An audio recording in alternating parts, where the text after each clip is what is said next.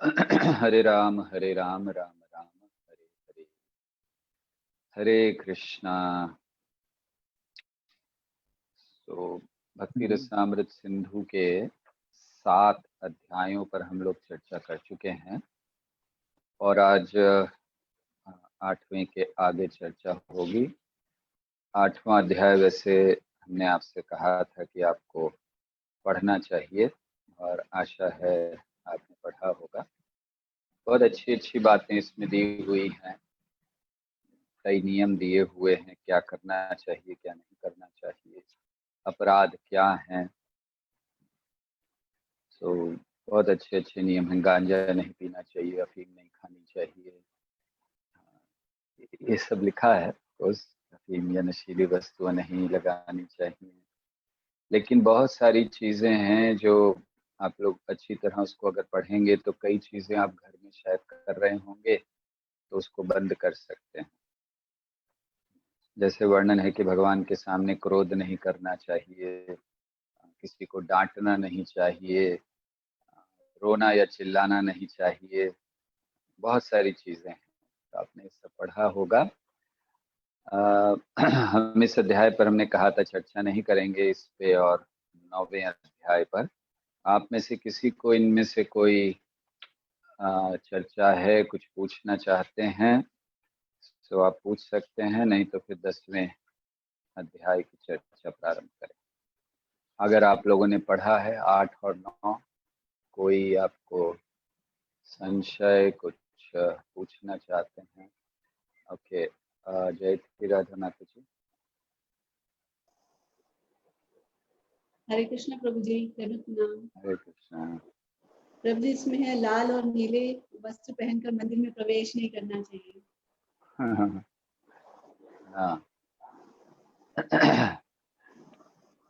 आपने लाल पहना हुआ है ना इस समय। तभी डर लग क्या रहा था। हाँ, साधारणतः ये नियम ये है कि बहुत भड़कीले वस्त्र पहनकर मंदिर में नहीं आना चाहिए, और वैसे भी लाल रंग या नीला रंग जनरली देखा जाता है कि ये जब 3 गुणों की चर्चा होती है, रजोगुण, तमोगुण और सत्व गुण, तो आपको पता है कौन कौन से कलर कौन कौन से गुण के हैं। सत्व गुण का रंग कौन सा है, रजोगुण का कौन सा है, तो इसको भी ढूंढ लीजिए तो इससे भी कुछ उत्तर मिल जाते हैं।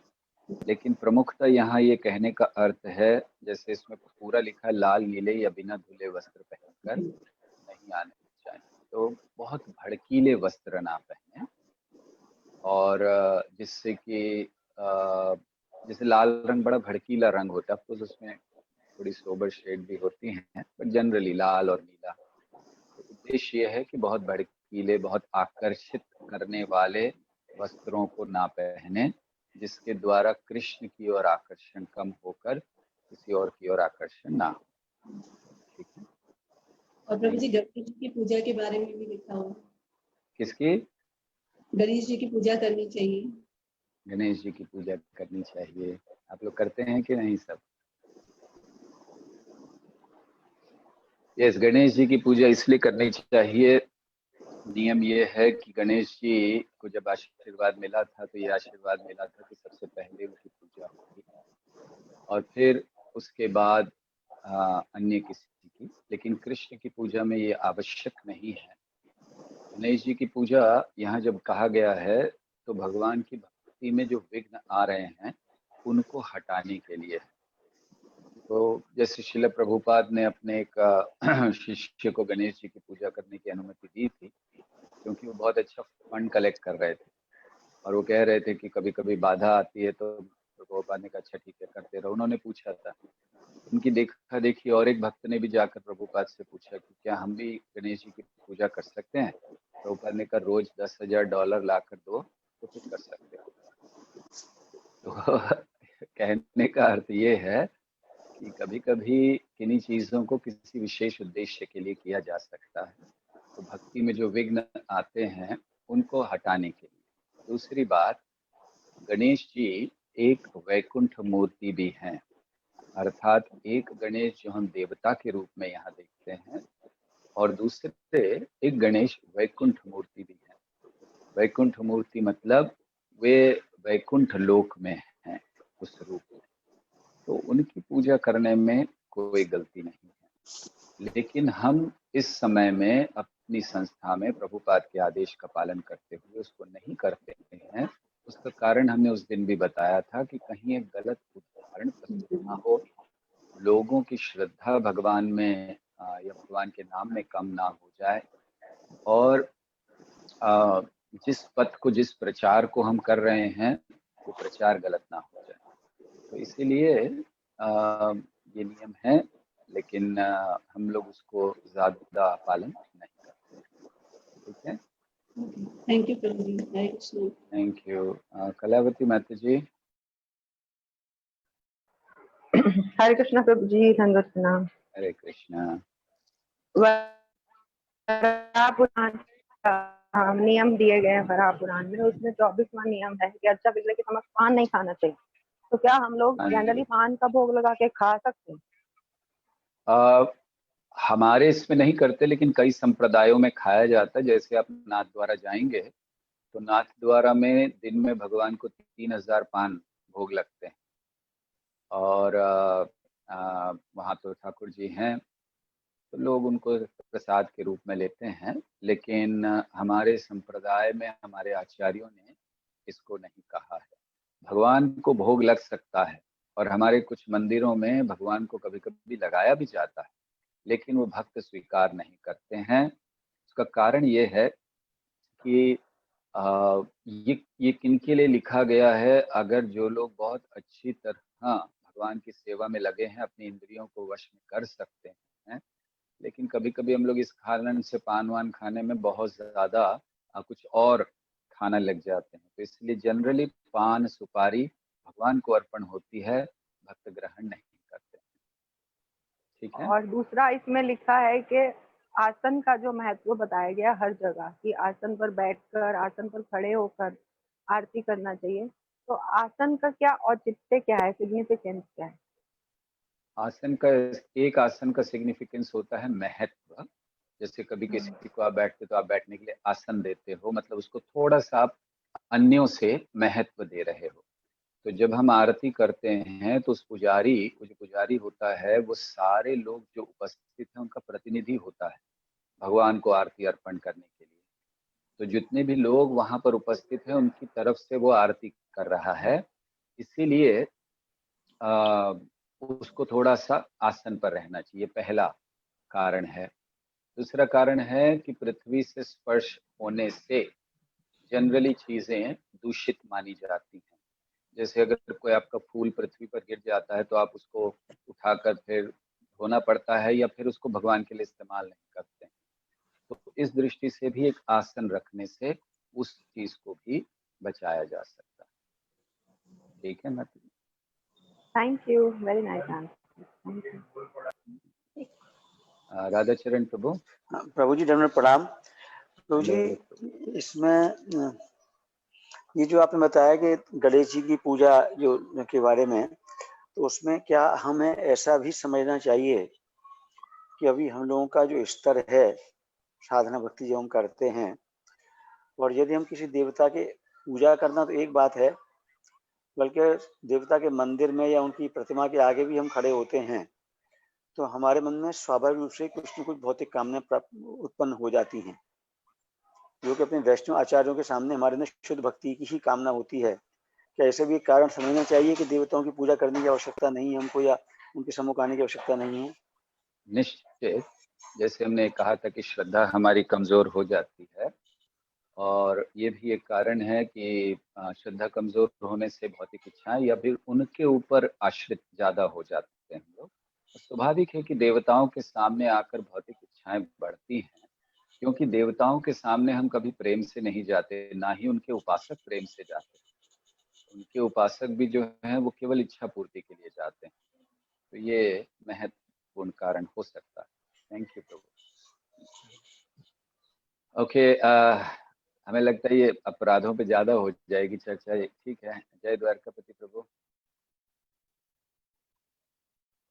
प्रभु आपकी आवाज नहीं आ रही, सॉरी। हरे कृष्णा। हरे कृष्णा, अभी आ रही है। प्रभु जी 7th पॉइंट है कि श्री कृष्ण के समक्ष परिक्रमा नहीं करनी चाहिए। यस। और फिर ब्रैकेट में तो हालांकि लिखा हुआ है मंत्र कैसे परिक्रमा करनी चाहिए, लेकिन ये पॉइंट समझ नहीं आया, परिक्रमा नहीं करनी चाहिए। अब भक्ति शास्त्री क्लास में थे कि नहीं थे? हमने इस पॉइंट को एक जगह पर बताया था। अगर आप में से, अच्छा ठीक है आप तो नहीं थे, कोई और लोग जो अटेंड कर रहे हैं, कोई बताएंगे आप में से क्यों परिक्रमा नहीं करते हैं भगवान के सामने?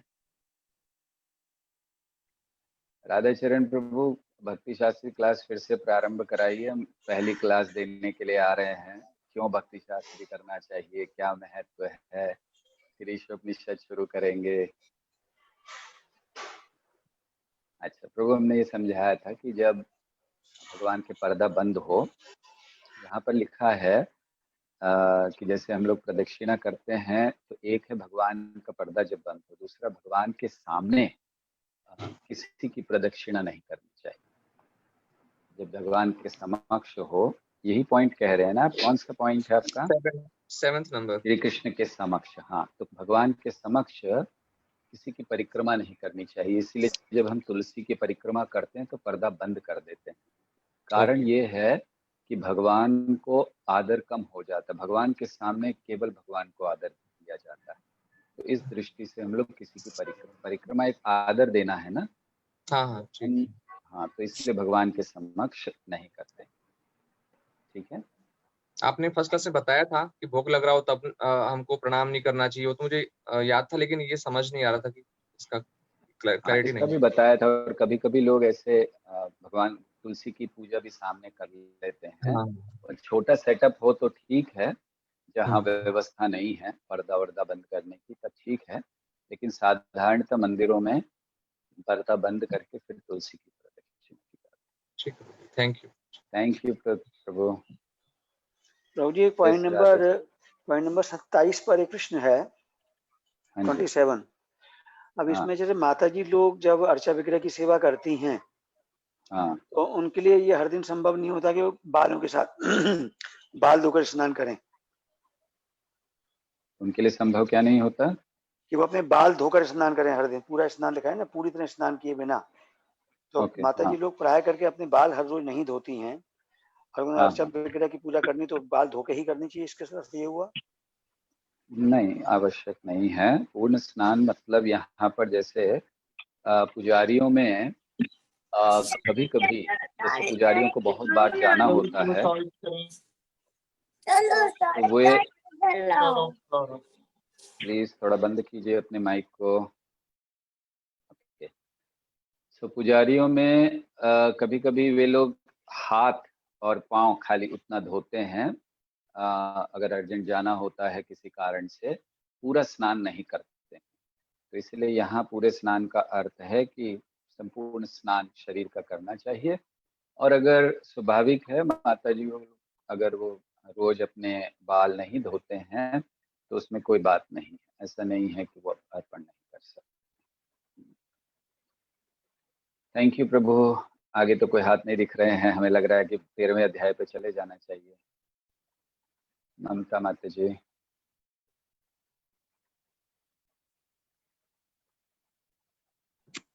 हरे कृष्णा प्रभु जी, दंडवत प्रणाम। प्रभु जी, संकीर्तन में लिखा हुआ है कि एक तो संकीर्तन का अर्थ होता है भगवान के पवित्र नाम का सामूहिक उच्चारण, और एक भगवान की लीला, गुणों और रूप की महिमा का। तो इसका ये मतलब इसका भजन से अर्थ होता है अगर हम उनकी लीलाओं, गुण और रूप का उच्चारण करते हैं। कथा जैसे भगवान की कथाओं को कहना, तो ये भी संकीर्तन है। जैसे सुखदेव गोस्वामी ने संकीर्तन किया। सुखदेव गोस्वामी ने क्या किया? उनकी कथाओं को कहा, भगवान के रूप, भगवान के गुण इत्यादि का वर्णन, तो वो भी संकीर्तन कहलाता है। और एक प्रभु जी अगुरु की सुगंध है इसमें, उसका क्या अर्थ होता है? और एक डोल यात्रा क्या होती है? अगुरु ये एक बड़ा सुगंधित चीज जो भगवान को साधारणतः अर्पित किया जाता है, भगवान को बहुत प्रिय है। तो बड़ा सुगंधित पदार्थ होता है अगुरु।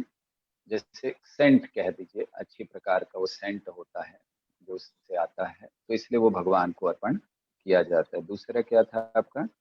डोल यात्रा जो मार्च महीने में की जाती है भगवान की लीलाओं के लिए।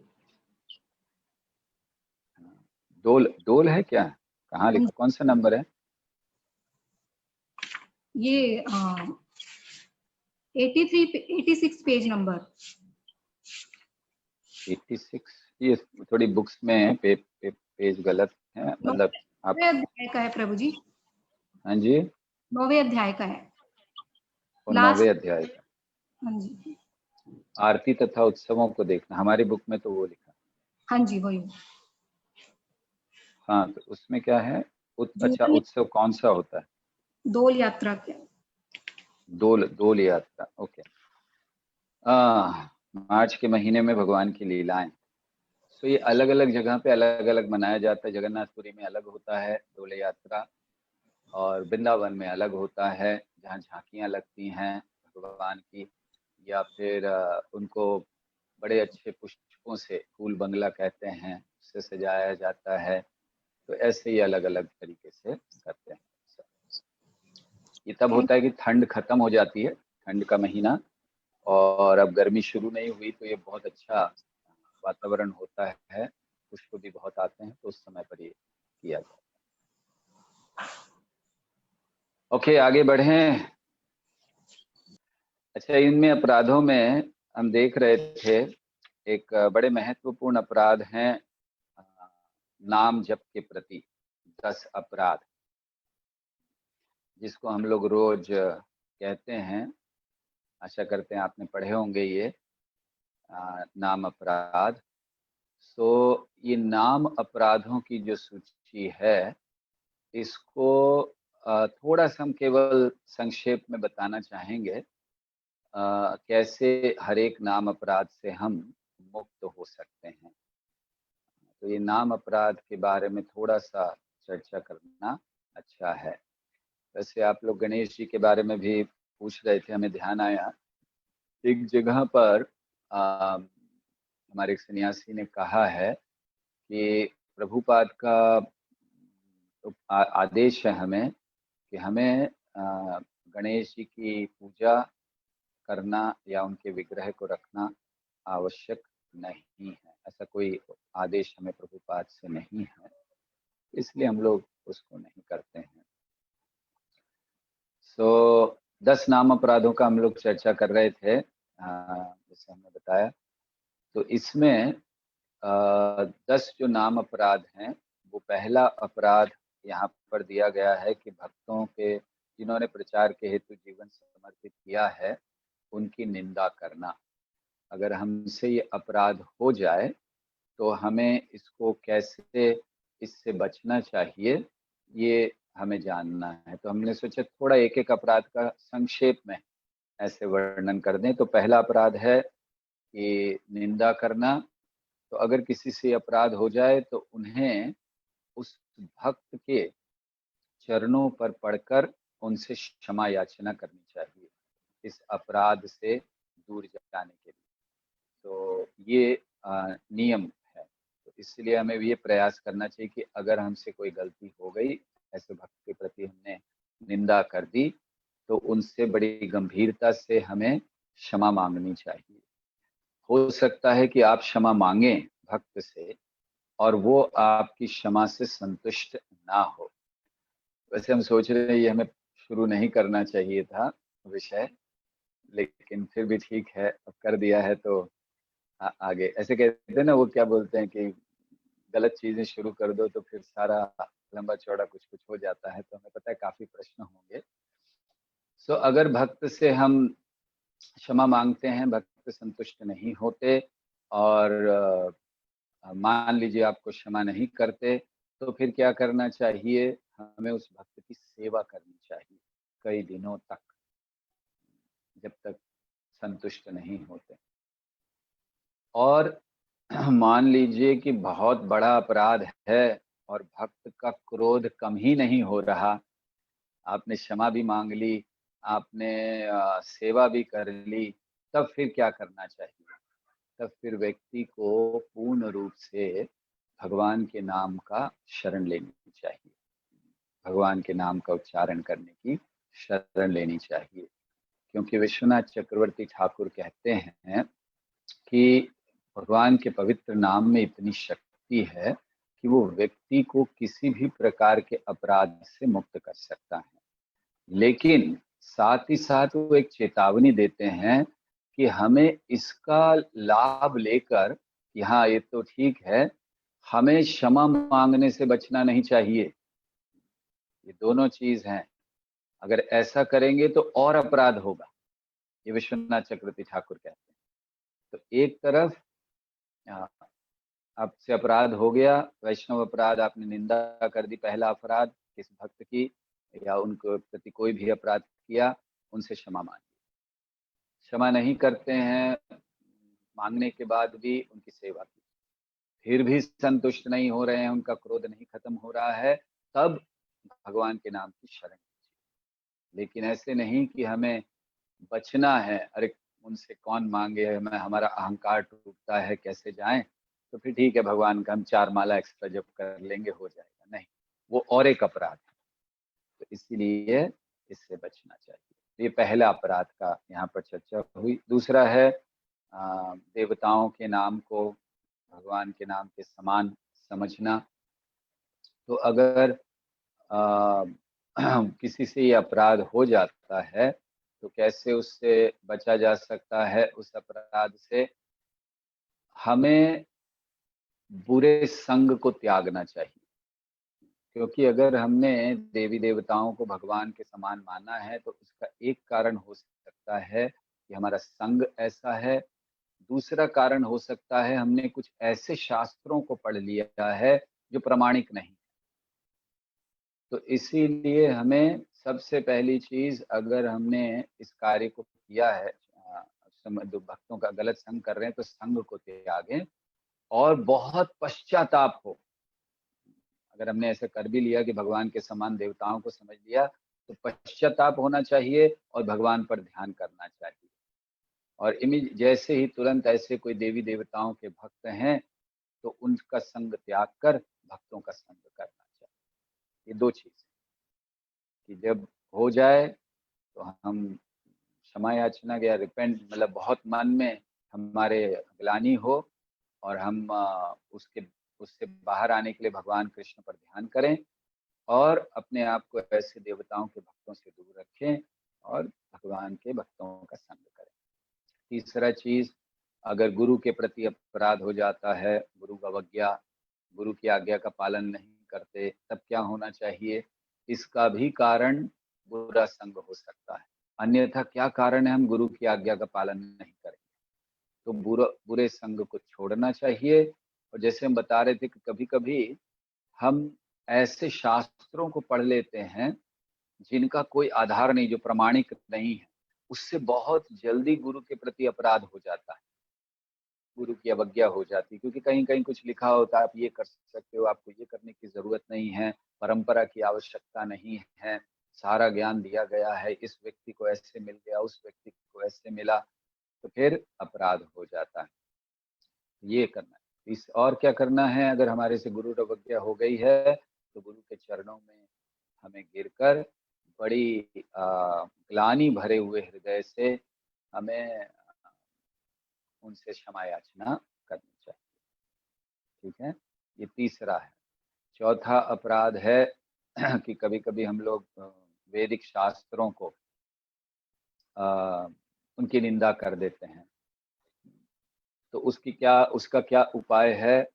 हमें प्रयास करना चाहिए कि हम ज्यादा से ज्यादा शास्त्रों को सुने या उनको कहें, मतलब प्रचार करें शास्त्रों का, पहले उसको सुने ध्यान से। क्योंकि अगर शास्त्रों में हमने किसी चीज की निंदा कर दी है तो हमें शास्त्रों को सुनने से वो निंदा दूर हो जाती है। पांचवा अपराध है कि हम हरे कृष्ण कीर्तन की महिमा को काल्पनिक समझना, वैसे समझना कि काल्पनिक है। तो उसका क्या है? अगर ऐसा अपराध हमसे हो जाता है, हमें भक्तों के सभा में जाना चाहिए जहाँ भी भक्त हैं और सबके सामने हमें क्षमा याचना मांगनी चाहिए। अपनी जो हृदय में हमारे अंदर जो वो एक भावना है, हम पश्चाताप की भावना है, वो सबके सामने प्रकट करना चाहिए कि मैंने ऐसे सोच लिया कि पवित्र नाम की जो ये गुणगान है ये केवल कल्पना है, तो हमें सबके सामने क्षमा याचना करनी चाहिए और फिर भगवान के भक्तों से बड़े ध्यान से भगवान के कार्यों को, भगवान की कथा को श्रवण करना चाहिए। इससे हम लोग ये अपराध से परे जा सकते हैं। छठा अपराध है भगवान के नाम पे अर्थवाद या मनमानी व्याख्या करना। तो ये तो अपराध से बचने के लिए सरल चीज है कि व्याख्या नहीं करना चाहिए अपने मन से, केवल आचार्यों की शिक्षाओं को हमें दोहराना चाहिए। सातवां अपराध है भगवान के नाम के बल पर पाप करना। तो उसका उपाय ये दिया गया है कि अगर हमारे से ऐसा हो जाता है तो हमें भक्तों के समक्ष जाकर प्रार्थना करनी चाहिए कि हम मदद करें, उनसे सहायता मांगनी चाहिए। भक्ति विनोद ठाकुर बताते हैं कि जो शुद्ध भक्त होते हैं वो लोग उस पथ के स्वामी हैं जहाँ जो हमें भक्ति की ओर ले जाता है। तो इसीलिए जब भक्तों के साथ ऐसा कुछ हो जाए तो वो तो कहते हैं कि हमें जोर से चिल्लाना चाहिए, भक्तों से सहायता मांगनी चाहिए चिल्लाकर। और ऐसा होता है कि जैसे वो उदाहरण देते हैं कि मान लीजिए कोई रास्ते पर आप जा रहे हो और रास्ते पर जाते हुए कोई चोर आ गया अचानक, आपको उससे बचना है, क्या करोगे? जोर से चिल्लाओगे, बचाओ बचाओ, कोई होगा आसपास तो बचाने आ जाएगा। तो कहते हैं ऐसे हमें प्रयास करना चाहिए। अगला आठवां अपराध है भगवान के नाम के कीर्तन को एक शुभ अनुष्ठान जैसा समझना, कर्म कांड समझना इत्यादि। तो इसके लिए क्या है, अगर समझिए आप गृहस्थ हैं, आपसे ये अपराध हो जाता है तो कर्म कांड हमने सोचा तो ऐसा करना चाहिए कि ऐसे, क्योंकि इसमें क्या होता है कर्म कांड करना ये बहुत शुभ है अनुष्ठान समझ लेना, तो उसमें हमारी थोड़ी सी भावना ऐसे हो जाती है कि हम बहुत ज्यादा कर्म कांडों में मतलब लगे हैं। तो इसको कहते हैं कि ऐसे करना चाहिए कि किसी एक वैष्णव के घर जाना चाहिए जो मूलतः किसी बहुत निम्न परिवार से हो, जाति के अनुसार निम्न परिवार से हो, उसके घर जाना चाहिए और उसके चरण की धूल लेकर अपने पूरे शरीर पर लगाना चाहिए बड़े आदर और श्रद्धा के साथ। ये इसका उपाय बताया है आचार्यों ने कि अगर हमारे से ऐसा हो जाए तो ऐसा करना चाहिए और फिर उनका उच्चिष्ट ग्रहण करना चाहिए।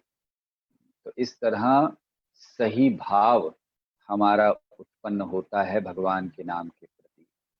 तो ऐसे बहुत से उदाहरण हैं, तो वो भी विस्तार में नहीं जा रहे। नौवां अपराध है कि अश्रद्धालु को कृष्ण नाम की महिमा का उपदेश करना। तो ये थोड़ा सा अपराध हमें भक्तों को, प्रचारकों को करना पड़ता है, रिस्क लेनी पड़ती है।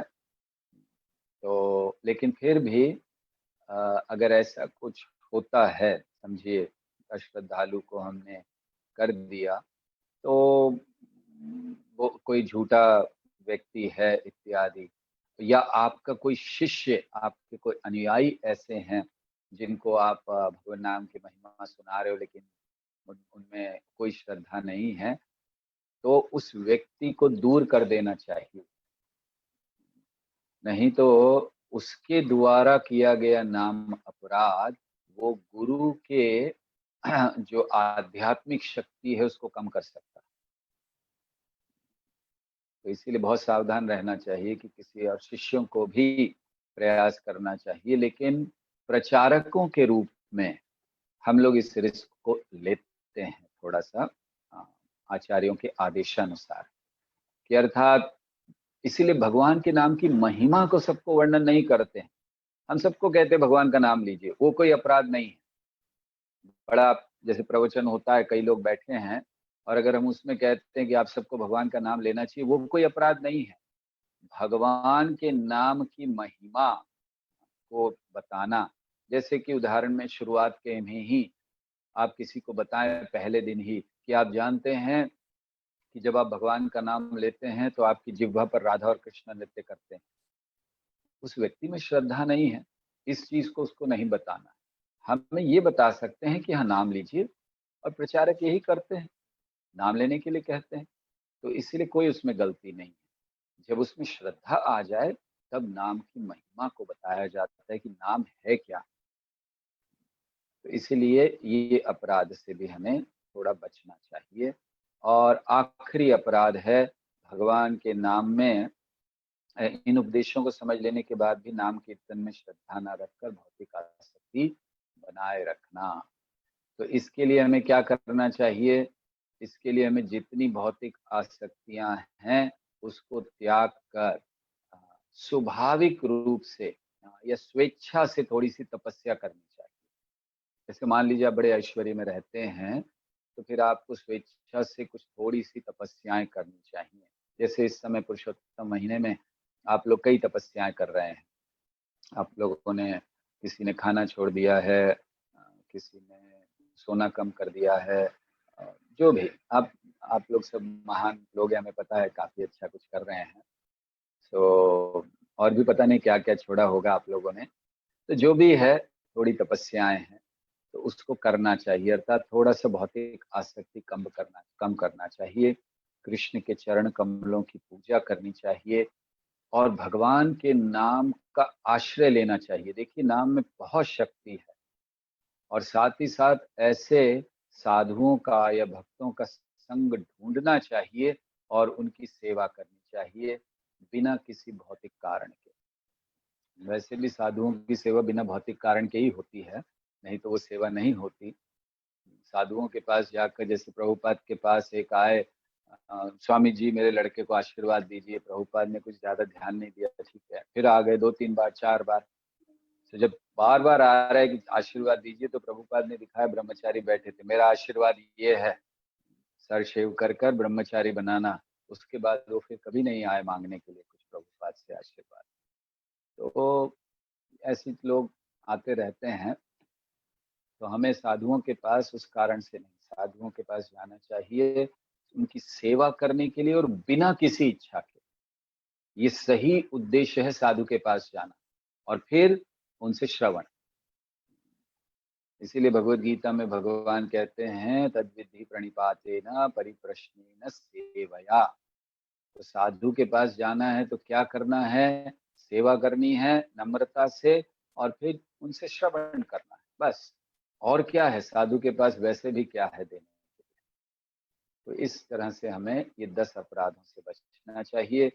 उसके बाद बहुत महत्वपूर्ण अपराध है, यहाँ नहीं लिखा लेकिन हम लोग सब जानते हैं, ध्यान पूर्वक जप ना करना बहुत बड़ा अपराध है। भक्ति विनोद ठाकुर ने इसके लिए बहुत विस्तार से चर्चा की है कि कैसे इससे हम दूर हो सकते हैं। औदासीन्य, जड्य, विक्षेप, बहुत कुछ कहा है, अभी उतना समय नहीं है इसके लिए। बस इतना 10 अपराधों से आप बच जाएं, 11वां भी धीरे धीरे बच जाएंगे आप। ठीक है, सो आगे बढ़ें। 9वें अध्याय में से आप लोगों को कुछ, आपने अगर पढ़ाई की है तो किसी को कुछ प्रश्न है, या फिर 10वें अध्याय को करें। निंदा के बारे में तो एक एक हम पढ़ते हैं, और अगर उसमें कोई महत्वपूर्ण है तो आप बताइए, कोई प्रश्न है। निंदा करना ये तो आप सब जानते हैं, मतलब निंदा करना नहीं जानते हैं, लेकिन निंदा नहीं करना चाहिए, ये सब तो आपको पता। और निंदा करने से कितना नुकसान होता है। तिलक और तुलसी कंठी पहननी चाहिए, उसके उदाहरण दिए हैं, उदाहरण पुराणों से कि आवश्यक है तिलक और कंठी पहनना। फूल मालाएं स्वीकार करना चाहिए भगवान को जो अर्पित हैं। स्वयं भागवत में भगवान ने इसको कहा है। अर्च विग्रह के समक्ष नाचना चाहिए, तो ऐसे नहीं कि बस जाकर खड़े हो जाएं, ये नियम है कि नाचना चाहिए। यहाँ पर वो वर्णन किया है कि जो व्यक्ति अर्च विग्रह के समक्ष ताली बजाता है और नाचता है, उसके शरीर के पाप कर्म रूपी पक्षी ऊपर उड़ जाते हैं। तो पक्षियों को बनाकर मत रखिए, उड़ाइए उन्हें, स्वतंत्र कीजिए। ठीक है, सो ये नाचना चाहिए। अर्च विग्रह के सम्मान में नतमस्तक होना चाहिए। स्वाभाविक है, भगवान को जाएं तो प्रणाम करना चाहिए। भगवान का स्वागत करने के लिए खड़े होना चाहिए। जब भगवान आए, भगवान ही नहीं वैष्णव भी आए, ऐसा वर्णन है कि अगर वैष्णव आए और आप उठकर खड़े ना हो तो ये अपराध माना जाता है।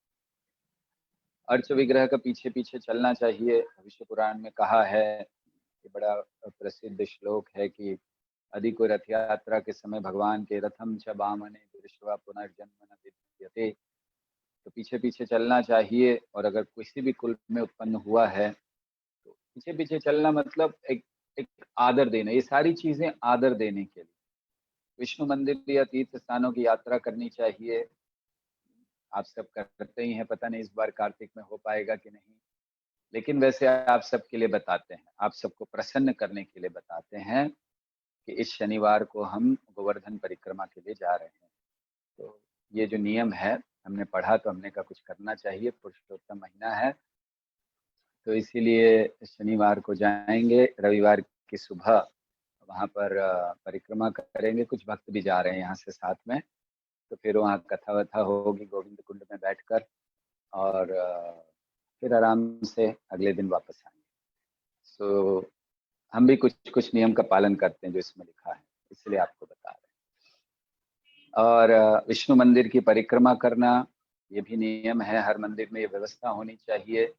कहीं कहीं मंदिरों में नहीं होती, हमारे जैन में नहीं है, तो मानसिक कर लिया करिए। क्योंकि जब तक व्यवस्था, आपको जब नया मंदिर बनेगा तो उसमें ये व्यवस्था होगी कि परिक्रमा करने का स्थान हो, तो इसमें करना चाहिए। और अर्चना, अर्च विग्रह की पूजा करना, तो ये तो आप सब जानते हैं। भगवान की सेवा करना, बहुत कुछ लिखा गया है उस विषय में कि बहुत महत्वपूर्ण है। गाना, भगवान की कीर्ति को गाना चाहिए। संकीर्तन, भगवान के नाम का कीर्तन होना चाहिए। जप करना चाहिए। ये सब आप लोगों को पता है, इसलिए हम लोग इस पे चर्चा करना आवश्यक नहीं समझ रहे हैं। निवेदन करना मतलब भगवान को अपनी प्रार्थनाएं अर्पण करना, ये भी आवश्यक है। तो प्रार्थनाओं के प्रकार दिए गए हैं, संप्रार्थनात्मिका, दैन्य बोधिका, लालसामय प्रार्थना। सो कौन सी प्रार्थनाएं करनी चाहिए? एक प्रश्न आता है, व्यक्ति को अपने मन से कुछ प्रार्थना करनी चाहिए या केवल आचार्यों की प्रार्थना को दोहराना चाहिए? आप लोगों का क्या सोचना है? कोई उत्तर बताएं कि हमें मन से कर लेनी चाहिए जो हमारे मन में आए, या केवल आचार्यों की प्रार्थना को दोहराना चाहिए? कौन बताएंगे? ओके, जय राधा माता जी। प्रभु जी, आपने बताया था हम मन से प्रार्थनाएं कर सकते हैं, लेकिन अंत में कहना मेरी सुनना मत, जो मेरे लिए अच्छा नहीं करना। अच्छा, हाँ, वो तो एक प्रार्थना है, क्योंकि वो हमारी जो प्रार्थना होती है दूषित होती है, सही तो होती नहीं है, इसीलिए भगवान सुन लेंगे तो तकलीफ हो जाएगी। Very good. और कोई आप में से बताइए कि प्रार्थना करना चाहिए भगवान को अपने मन की, या केवल आचार्यों की प्रार्थना को दोहराना चाहिए? जानवी प्रिय माता जी कहाँ है? हाँ, यस माता जी। माता जी म्यूट हैं।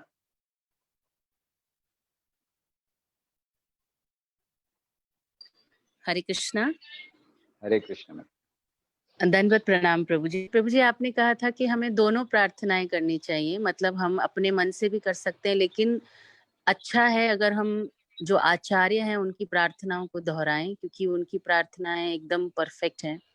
लेकिन कभी कभी हमें अपने मन से भी प्रार्थना करनी चाहिए, अब अपने उद्गार भी भगवान के सामने व्यक्त करने चाहिए। बहुत अच्छा, यस, हमें करने चाहिए।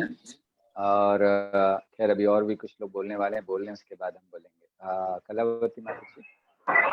पहले तो व्यक्ति को आता नहीं है कि भगवान से क्या मांगना है, क्या प्रार्थना करनी चाहिए, तो आचार्यों के पथ निर्देशन में रह के उनकी प्रार्थनाओं को फॉलो करते करते ग्रेजुअली ही कम्स टू नो कि उसको क्या मांगना चाहिए।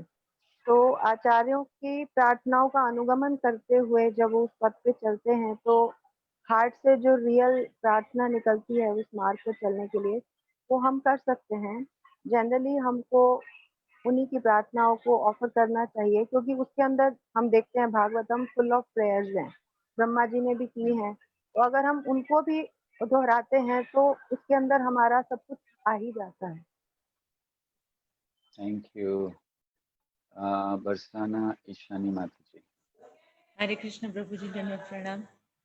हरे कृष्णा। हमें दोनों ही प्रार्थना करनी चाहिए, एक आचार्यों की और खुद की भी करनी चाहिए, क्योंकि हमारे भी कुछ पर्सनल बातें होती हैं जो हम भगवान से शेयर करना चाहते हैं, वो एज ए प्रार्थना हम कर सकते हैं। हरे कृष्ण। हाँ, बहुत अच्छा, थैंक यू। यस, सो ऐसा नहीं है कि हम पर्सनल प्रार्थना नहीं कर सकते, केवल उनको दोहराना है, क्योंकि उससे हमारे हृदय के जो भाव हैं वो कृष्ण तक शायद ना पहुंचा पाए हम। तो इसलिए दोनों प्रार्थनाएं कर सकते हैं। इस जगदीशानंद प्रभु, आप कुछ कहना चाहते हैं?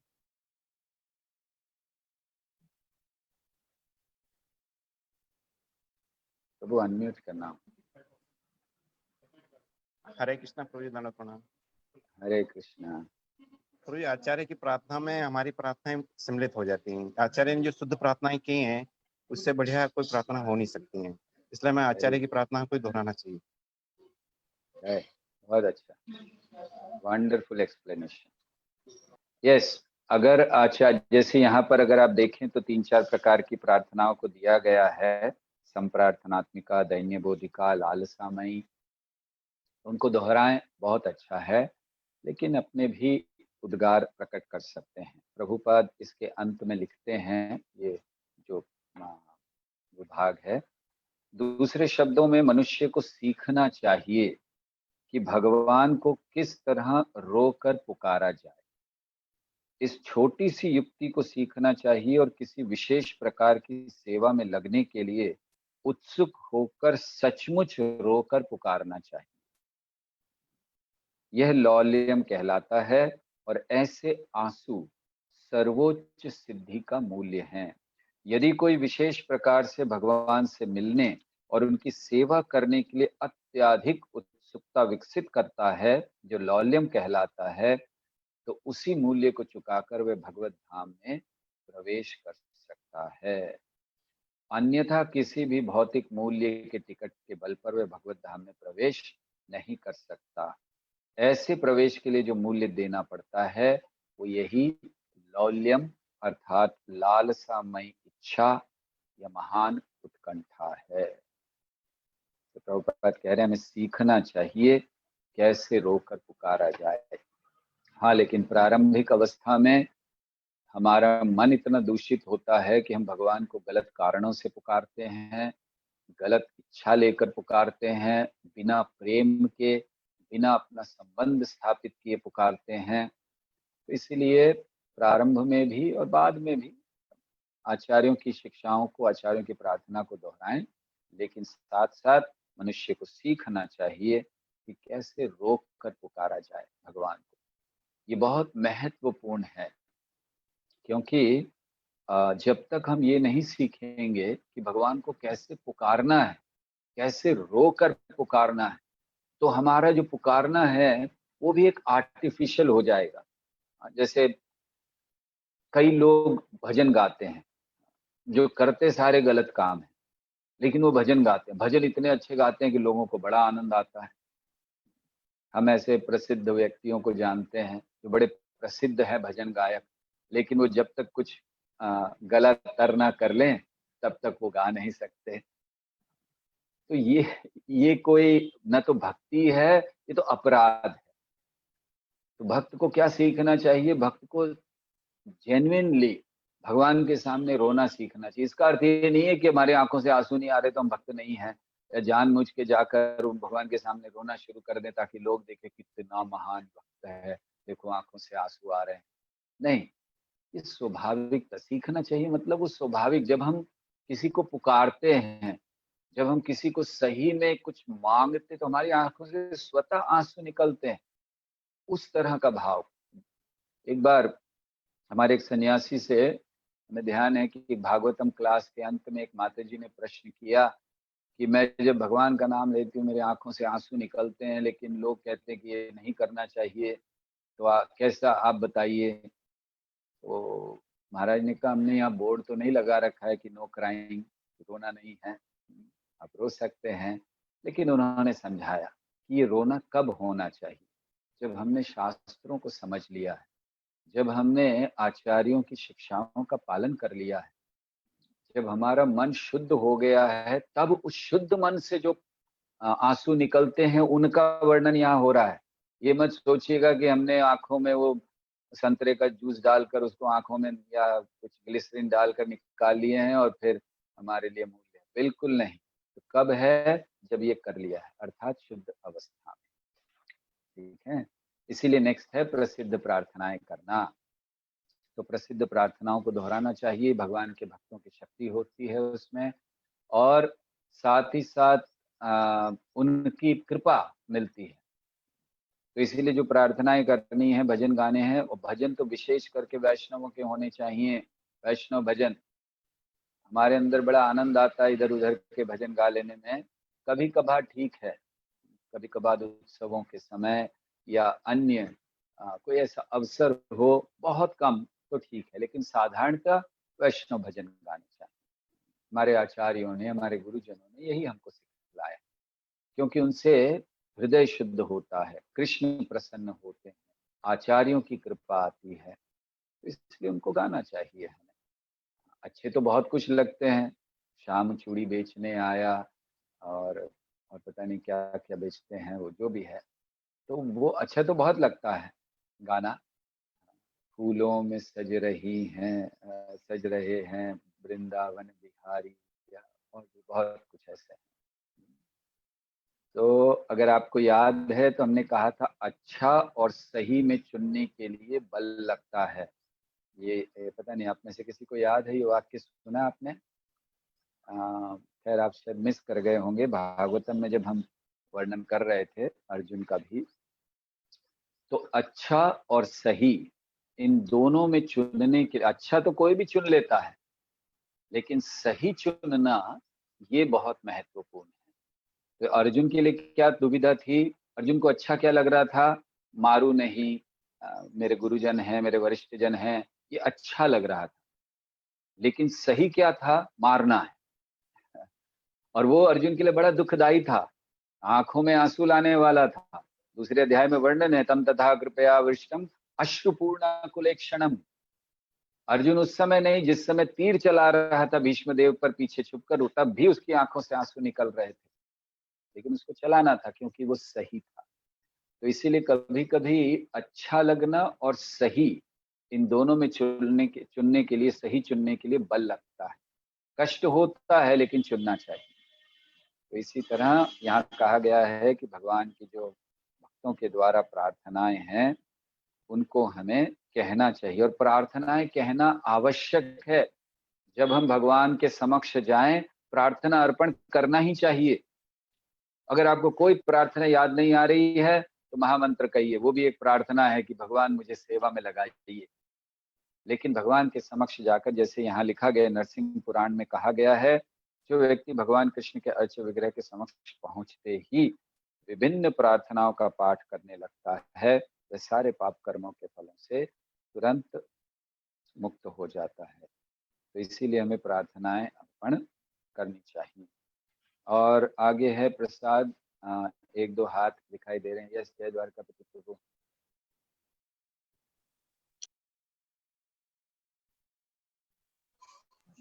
हरि बोल। प्रभु जी, एक क्वेश्चन ऐसा आ रहा है माइंड में कि एक बार अभी यहाँ पर लिखा हुआ है कि नारद पंचरात्र में लालसा में प्रार्थना की कथन दिया हुआ है। भक्त कहता है, हे प्रभु, वह दिन कब आएगा जब आप मुझसे अपने शरीर पर पंखा जलने के लिए कहेंगे और आप ये स्वेच्छा से यह कहेंगे? मतलब ऐसा एक्सप्लेन कर रहे हैं। तो ये तो एकदम पर्सनल और एक इंटीमेट, बहुत हाई लेवल की सर्विस हो गई जो भक्त इस तरह की लालसा में प्रार्थना कर रहा है। तो एक बार लेक्चर में सार्वभौम प्रभु का लेक्चर था, उन्होंने बताया था कि हम जो यहाँ पर सेवाएं कर रहे हैं ना, यही सेवाएं हम गोलोक में जाके करेंगे। जैसे हम यहाँ पे फूलों की माला बना रहे हैं, तो फूलों की माला बना रहे हैं, तो हमारे फूल की माला में जो माला कभी भगवान के पास जाएगी, राधा रानी कभी अर्पित करेंगी, तो बताएंगी भाई ये उस भक्त ने बनाई है। तो लेकिन ये यहाँ पर मतलब हम वहाँ पे दासानुदास, हमको ये सिखाया जाता है कि हम दासानुदास कैसे बनना है, दास दास उनका दास। फिर तो यहाँ पर तो एकदम पर्सनल और एक इंटीमेट सेवा की बात हो रही है, तो भक्त ऐसी प्रार्थना हम लोग कर सकते हैं? हाँ निश्चित, क्योंकि यहाँ जो स्तर भी देखना चाहिए भक्ति का क्या है, और ऐसी पर्सनल इंटीमेट प्रार्थना करना कोई गलत नहीं है, क्योंकि अगर ये ऐसी इंटीमेट प्रार्थना की कामना कर रहे हैं तो करेंगे कैसे? वो प्रार्थना, वो सेवा भी आपको तभी मिलेगी जिसी के आज्ञाय करीबो सेवा चरणार विंदरे। तो सेवा की कामना करना कोई गलती नहीं है। अगर हम भगवान को, ये व्यक्ति के भक्ति के रस को उत्पन्न करने के बाद कितना गाढ़ा वो रस हो गया है, उसके आधार पर ऐसी प्रार्थनाएं आती हैं। जैसे मान लीजिए कि किसी का वात्सल्य रस बहुत गाढ़ा हो गया है, तो वो भगवान को प्रार्थना करेगा कि मैं आपको स्तनपान कराना चाहता हूँ। तो ये उसका वात्सल्य रस इतना गाढ़ा हो गया है यशोदा की तरह, जहाँ उनको आनंद और किसी चीज में नहीं आएगा। तो इसलिए ऐसे ये जो प्रार्थनाएं हैं ये उस समय के लिए हैं जब हमारा शुद्धिकरण या हमारा स्तर बहुत ऊंचा है। लेकिन अन्यथा हमें आचार्यों के बताए मार्ग पर चलना चाहिए, और वहां भी आज्ञा से ही होगा। ये नहीं है कि अगर हमने एक कामना कर ली कि मुझे आपको पंखा जलाना है, तो भगवान बिना किसी सेवक के बिना आज्ञा के हम कर सकेंगे। भाव है कि हमें करना है, कैसे करना है वो अलग हो सकता है आज्ञा के द्वारा। ठीक है प्रभु जी, इस विषय में मैं कुछ हाँ जी, कहाँ गए? यस प्रभु, राधे चरण प्रभु। प्रभु जी, असल में होता क्या है, हम लोग सुनते हैं कि प्रार्थनाएं कभी भी व्यर्थ नहीं जाती। प्रार्थनाओं का बड़ा महत्व है और सही बात भी है ये, लेकिन गड़बड़ काम हो जाती है जब हम अपनी किसी दुविधा को दूर करने के लिए, कष्ट को दूर करने के लिए या कुछ प्राप्ति के लिए भगवान से प्रार्थना करते हैं, तो हमारे मन में ये भाव होता है क्योंकि मैंने प्रार्थना करी इसलिए ऐसा हो ही जाएगा या हो ही जाना चाहिए। Krishna should do what I want, not I should do what Krishna want. Thakur भक्ति नोट कहते हैं, शरणंग शरणागति होई वे जहार तहार प्रार्थना सुने श्री नंद कुमार। तो हम शरणागत तो पूर्ण है नहीं वहाँ, लेकिन हम अपने मन में समझ बैठते हैं कि अब क्योंकि मैंने प्रार्थना कर दी तो अब कृष्ण को तो वो करना चाहिए, करना पड़ेगा ही, और कम से कम करना ही चाहिए। वहाँ आके हमारे विश्वास को फिर टकराव आता है। हम ये भूल जाते हैं कि हमारा काम प्रार्थना निवेदन कर देना है, उसके बाद कृष्ण को करना है या क्या नहीं करना है वो उनका डिपार्टमेंट है, वहाँ वो भूल जाते हैं। सबसे बड़ी गड़बड़ वहाँ होती है, और उससे हमारे विश्वास पे भी ठेस पहुँचती है, मन में असंतुष्टि भी आती है जो है, और मतलब उतने अच्छे जप या उतना शरणागति या कृतज्ञता नहीं रह पाती। ये एक yes 100% correct, thank you. Okay, और कोई कुछ? निकुंज राधा माता जी। हरे कृष्ण प्रभु जी, दंडवत प्रणाम। आवाज आ रही है? हाँ जी, बहुत स्पष्ट आ रही है। हाँ प्रभु जी, प्रार्थना तो करती हूँ पर मैं बातें भी बहुत करती हूँ। मतलब कुछ भी, यदि कोई घर पे कुछ हुआ, कोई प्रॉब्लम हुई, कोई अच्छी न्यूज आई, तो मैं सब जाके उनसे बोलती हूँ। तो क्या ये क्योंकि एक लेक्चर में मैंने सुना था कि इससे रिलेशन डेवलप होते हैं आपके अर्चा विग्रह के साथ, आपके माधव के साथ। श्रील प्रभुपाद ने प्रारंभ में भक्तों से कहा था कि जो भी लाओ भगवान को अर्पण करो। तो नए नए थे तो वे जीन्स खरीद कर लाते थे, टी शर्ट लाते थे, भगवान को अर्पण करते थे। आज वो सारे शुद्ध भक्त हैं। कुछ और उत्तर दें आपका या ठीक? Thank you so. Okay, Smita Radhika माता जी। हरे कृष्णा प्रभु जी, दंडवत प्रणाम। हरे कृष्णा प्रभु जी, जो आता है कि हमें प्रार्थना करनी चाहिए या भगवान के लिए हमें रोना चाहिए, लेकिन हमें भगवान के लिए तो मुझे रोना नहीं आता, या कभी साल में 1-2 बार ऐसा हो सकता है कि मीन्स हम बहुत ज़्यादा भाव में है या बहुत मिस किया है, जैसे अभी वृंदावन को इतना मिस कर रहे हैं, तो हो सकता है वहाँ जाएंगे तो आंसू निकल आए। मतलब ऐसा साल में 1 या 2 बार होगा, लेकिन जब करते समय हमें हमारी प्रॉब्लम्स को लेके रोना आता है, और वो इतना आता है कि वो रुकता नहीं है। मतलब कंटिन्यू। तो ऐसे लगता है कि जो भगवान के लिए रोना आना चाहिए वो खुद के लिए इतना आ रहा है और वो कंट्रोल भी नहीं हो रहा है। तो इस चीज को हम कैसे कंट्रोल करें? ऑफकोर्स पहली चीज है कि अगर हम भगवान के लिए नहीं रो सकते तो हमें उसलिए रोना चाहिए कि मुझे भगवान के लिए रोना नहीं आ रहा, कम से कम इसलिए रोना चाहिए हमें। लेकिन एनीवे बात यह है कि भगवान के लिए रोना आना ये इतना सरल नहीं है, क्योंकि जैसे अभी आपने बताया और यही कारण है कि अभी हमारे हृदय पूरा भौतिकता से शुद्ध नहीं हुआ है, आसक्तियों से शुद्ध नहीं हुआ है कृष्ण के लिए रोने के लिए। इसलिए प्रभुपाद यहाँ लिख रहे सीखना चाहिए मनुष्य को, क्योंकि ये चीज बहुत कठिन है कि जहाँ हम बड़ी स्वाभाविकता से भगवान के लिए रोएं। जैसे हम अपनी संतान के लिए रो सकते हैं, जैसे हम अपने किसी प्रियजन के लिए रो सकते हैं या अपने कष्टों में रो सकते हैं, तो उसका कारण है कि अभी शुद्धिकरण नहीं हुआ। लेकिन मार्ग क्या है? क्या हम ऐसे बैठे रहेंगे ठीक है शुद्धिकरण नहीं हुआ? मार्ग ये है कि हमें जो मार्ग आचार्यों ने दिया उसको गंभीरता से पालन करते रहें, स्थिति अपने आप पाएगी। हमें चिंता करने की जरूरत नहीं है कि क्या हो रहा है, मेरी आंखों से आंसू निकले या नहीं निकले, ये चिंता नहीं कीजिए। चिंता ये कीजिए कि क्या मैंने भगवान के नाम का जब ध्यानपूर्वक किया या नहीं। हमारी चिंता ये होनी चाहिए, आंसू अपने आप निकले। तो कहने का तात्पर्य क्या है? आंसू आने का कारण है प्रेम, प्रेम का कारण है शुद्धता, और शुद्धता का कारण है ध्यान पूर्वक की गई साधना। तो अगर हम ध्यान पूर्वक साधना नहीं कर रहे हैं, शुद्धता नहीं है, शुद्धता नहीं है तो प्रेम नहीं है, प्रेम नहीं है तो आंसू नहीं है। तो इसलिए हमें अपनी साधना को ध्यान रखना है। तो हम ये चिंता ही नहीं करें कि आंखों में आंसू क्यों नहीं आ रहे, हम चिंता ये करें कि मैंने ध्यान पूर्वक सुना या नहीं सुना, आज मैंने दिन में 16 माला कर लिया या नहीं कर लिया जो मेरा वचन है, मैंने 1 घंटा 2 घंटा जो भी श्रवण करना है वो कर लिया या नहीं कर लिया। अभी हमारी चिंता यही है, आगे की चिंता कृष्ण करे। जैसे एक बच्चा स्कूल में पढ़ता है, एक बच्चे जैसे स्कूल में पढ़ता है तो वो चिंता करता है अपनी पढ़ाई की, और बाकी के आगे की चिंता क्या करना है, उसके लिए कपड़े आएंगे नहीं आएंगे, वो माता पिता करते हैं। उसको अपनी पढ़ाई की चिंता करें, बहुत अच्छा। यस, और क्या कह रहे थे आप? बस प्रभु जी यही बोल रही थी कि खुद के लिए रोना आता है और उसमें गिल्ट भी फील होता है कि अपने लिए रोना आ रहा है और भगवान के लिए नहीं आता है। तो ऐसे लगता है कि क्यों हमारे मन से वो बात निकलती नहीं है। आ जाएगा, शुद्धिकरण होगा, वो भी आ जाएगा, बस अपना मार्ग का पालन करते रहे। इस गौरांग प्रिय प्रभु। हरे कृष्ण प्रभु जी, दंडवत प्रणाम। प्रभु हरे जी, कृष्णा। महाराज जब हमारे साथ गोपु रूप में नहीं है तो अगर हमें उनको याद करके रोना आता है और भगवान के लिए रोना नहीं आता तो हम उसे कैसे समझें? भागवत श्लोक है, यस्य देवे परा भक्ति यथा देवे तथा गुरो तस्येत कथितम अर्थम प्रकाशन्ते महात्मनः। हाँ, अगर हमारा ये रोना गुरु के प्रति है और केवल इसलिए क्योंकि हम आध्यात्मिक स्तर पर उनसे जुड़े हुए थे, जो स्वाभाविक है, तो उसमें कोई गलती नहीं है।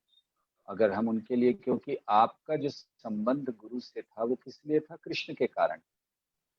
हाँ, अगर ऐसा कोई संबंध होता, चाहे वो गुरु ही हो, लेकिन हमारा संबंध केवल इस स्तर पर है कि उन्होंने हमारे लिए बहुत कुछ किया था या व्हाटएवर, हमारा संबंध गुरु से होता है क्योंकि वो कृष्ण से जुड़े हैं, अर्थात इनडायरेक्टली हमारा संबंध कृष्ण से है। तो इसलिए कोई गलती नहीं है अगर हमारे मन में कृष्ण के लिए नहीं आ रहे हैं, गुरु के प्रति आते हैं, कोई गलती नहीं। लेकिन साथ साथ ये भी सीखना जरूरी है कि गुरु वो हमेशा साथ रहते हैं, और इस बात को, इस भावना के स्तर पर लाना चाहिए हमें कि गुरु जब साथ में या शारीरिक रूप से रहते हैं तब वो बहुत थोड़े लोगों को संग दे पाते हैं, लेकिन इस समय गुरु बहुत से लोगों को संग देते हैं। तो भक्ति विनोद ठाकुर समझाते हैं कि वैष्णव कभी जाते नहीं हैं, वो कभी मरते नहीं हैं, और जो ऐसा सोचता है कि वो गलत फीलिंग है उसके लिए। तो इसलिए हमारे भाव ये होना चाहिए, यस, आंसू आना कोई गलती नहीं है, लेकिन आंसू आने पर हम करते क्या है वो महत्वपूर्ण है। क्या आंसू आने पर, गुरु का स्मरण आने पर हम केवल रोते रहते हैं या उनकी शिक्षाओं को याद करके अपने जीवन को बदलने का प्रयास करते हैं? वो महत्वपूर्ण है। इसलिए आंसू आना कोई गलती नहीं है, लेकिन आंसू आने के बाद क्या कर रहे हैं? क्या हमें ये सोचना चाहिए आंसू आने के बाद कि हम गुरु का स्मरण कर रहे हैं तो क्या हमारे कार्यों से गुरु प्रसन्न हो रहे हैं या नहीं? जैसे हमने कहा गुरु कहीं नहीं जाते हैं, तो आज भी आपके कार्यों को देख रहे हैं, तो आपको अब और तीव्रता से कार्य करने चाहिए। जैसे कहा जाता है कि जब गुरु समक्ष हो तो स्वाभाविक है हम बड़ी अच्छी से भक्ति करें, और गुरु ना हो तो उससे भी तीव्रता से भक्ति करें जिससे गुरु प्रसन्न हो सके। तो इसलिए हमें ये जानना चाहिए कि अब हम आंसू आ गए, अब हम क्या करें? अब हम वो करें जो हमारे गुरु चाहते थे। हमारे गुरु चाहते थे कि हम लोग अच्छे भक्त बने, हमारे गुरु चाहते थे कि हम प्रचार करें, हमारे गुरु चाहते थे कि हम नियमों का कड़ाई से पालन करें, हमारे गुरु चाहते थे कि हम सब मिलकर एक साथ रहें, सहयोग से रहें। हाँ, आप सोचिए कि जब अलग अलग दल होते हैं तो क्या गुरु बड़े प्रसन्न होते हैं कि बहुत अच्छा है, और आकर वो कहते बहुत अच्छा किया, तुम अलग ही रहना, तुम अलग ही रहना, तुम अलग ही रहना। तो क्या हम गुरु को सही में प्रसन्न करने के लिए कुछ कर रहे हैं? आंसू आने का ये लाभ होना चाहिए। ठीक है। और जयती राधा माता जी, आप कुछ कहना चाहते हैं? हरे कृष्णा प्रभु जी। प्रभु जी, इस चैप्टर में जो महिमा बताई गई है भगवान के लिए कार्य करने की, तो उससे तो पता चलता है कि भगवान कितने कृपालु हैं कि हमें अवसर दे रहे हैं कि हम जल्दी से उनके पास जा सके। लेकिन हम वो क्रियाएं करते हैं तो पूर्ण श्रद्धा अभी हमारी नहीं है। जैसे नमस्कार करते हैं तो कृष्ण लोग को चले जाएंगे, पर हम नमस्कार करते हैं तो अभी वो श्रद्धा इतनी नहीं है। तो ये भी अपराध है कि अगर हम पूर्ण श्रद्धा से नहीं कर पाते। हाँ, अगर हम, ये अपराध तब होगा जब हम संघर्ष नहीं कर रहे हैं इस भाव से बाहर आने के लिए, जब हम ये पूछ प्रश्न नहीं कर रहे हैं कि कैसे हमारी वो श्रद्धा पूर्ण होगी या उसके लिए कार्य नहीं कर रहे हैं, तो अपराध है, मतलब हम भौतिकता में पड़े हुए। लेकिन अगर हमारी श्रद्धा पूर्ण नहीं है मगर संघर्ष है, हम प्रयास कर रहे हैं, हम जिज्ञासा कर रहे हैं, हम जानना चाहते हैं, तो ये कोई अपराध नहीं। जब तक हमारा संघर्ष चल रहा है, भगवान किस चीज से प्रसन्न होंगे, खास करके हमारे जैसे कलयुग के लोगों की बात की जाए तो भगवान किससे प्रसन्न होंगे? फल से नहीं, क्योंकि वो जानते हैं कि ये कलयुग के लोग फल दे ही नहीं सकते, इसीलिए केवल प्रयास से प्रसन्न हो जाते हैं। जैसे हम नित्यानंद प्रभु के विषय में जब कहते हैं तो हम ये कहते हैं कि चैतन्य महाप्रभु क्या करते हैं, आपने एग्जाम में थोड़ा भी लिख दिया वो पूरे मार्क्स दे देते। नित्यानंद प्रभु क्या करते हैं, आप आ गए बस, या तो सोच लिया आपने एग्जाम देना है, बस उन्होंने कहा बहुत है, चलो चलो मेरे साथ, हाथ पकड़ के ले। तो इसीलिए हमें संघर्ष करना, भगवान संघर्ष से प्रसन्न, बस उसको करते रहिए और श्रद्धा धीरे धीरे आएगी। ठीक है। Thank you. Hare Krishna. Okay, Shrikant Sharma जी,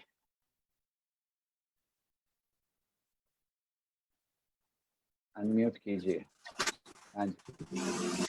हरे कृष्णा प्रभु जी, धन्यवाद। हरे कृष्णा प्रभु जी, माइसेल्फ गोकुल चेतन दास सप्तति बाय मिस्टेक रेज हैंड हो गया था प्रभु जी, मेरा आंसर मिल गया मुझे। अच्छा, बाय मिस्टेक, ठीक ठीक है, कोई बात नहीं। हरे ओके, सो आपकी अनुमति हो तो थोड़ा आगे बढ़े या आप लोग थक गए? ठीक है। सो संकीर्त, और तो किसी का हाथ नहीं दिख रहा है ना? नहीं, ठीक है।